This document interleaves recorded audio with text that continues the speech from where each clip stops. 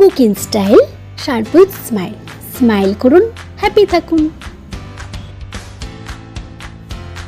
নমস্কার বন্ধুরা, ফুড ভিজিটে আপনাদের সকলকে জানাই স্বাগত। আজকে আমরা বানাবো ফুলকপির রোস্ট, যা ভাত, রুটি কিংবা পরোটা সব কিছুর সাথেই খেতে পারবেন।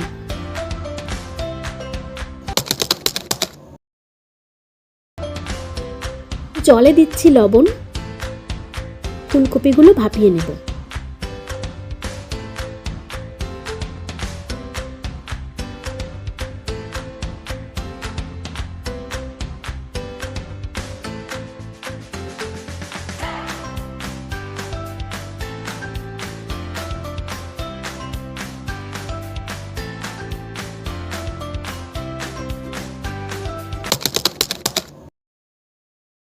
কড়াইতে দিচ্ছি সরিষার তেল, পেঁয়াজ ভেজে বেরেস্তা বানিয়ে নেব।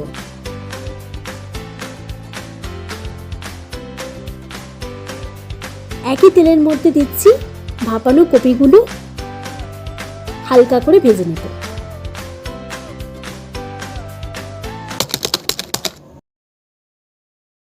কড়াইতে দিচ্ছি সরিষার তেল, ফোড়নের জন্য দিচ্ছি তেজপাতা, দারচিনি, এলাচ।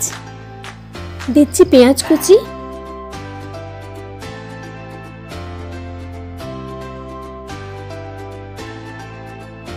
2 চামচ আদা রসুন বাটা। ভালোভাবে ভেজে নিচ্ছি।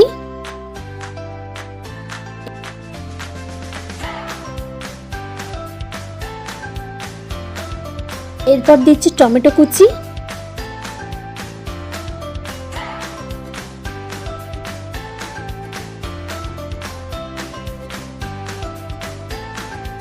টমেটোগুলো একটু নরম হয়ে গেলে দিচ্ছি 1/2 চামচ হলুদ গুঁড়ো, 1/2 চামচ জিরে গুঁড়ো, 1/2 চামচ ধনে গুঁড়ো, 1/2 চামচ লঙ্কা গুঁড়ো, 1 চামচ কাশ্মীরি লঙ্কা গুঁড়ো।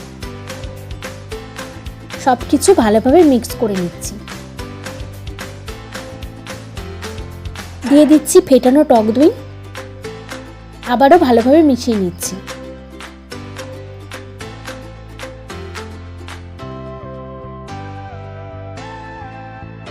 দিচ্ছি স্বাদ মতো লবণ ও সামান্য চিনি।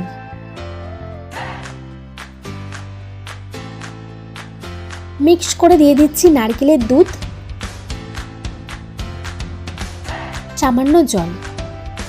ঢাকনা দিয়ে 30 সেকেন্ড মতো কষিয়ে নেব। তারপর দিচ্ছি মটরশুঁটি, হালকা করে ভেজে রাখা কপি,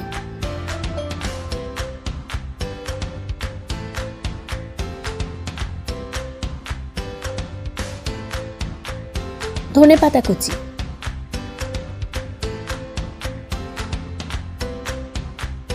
পরিমাণ মতো জল দিয়ে 4 থেকে 5 মিনিট মতো ঢাকনা দিয়ে রাখবো।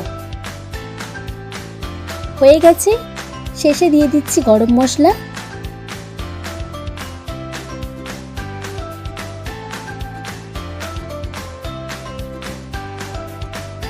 উপরে ছড়িয়ে দিচ্ছি সামান্য ধনেপাতা কুচি ও বেরেস্তা। তৈরি হয়ে গেল ফুলকপির রোস্ট। আবারও দেখা হচ্ছে আপনাদের সাথে। ততক্ষণে ভালো থাকবেন, সুস্থ থাকবেন। ধন্যবাদ।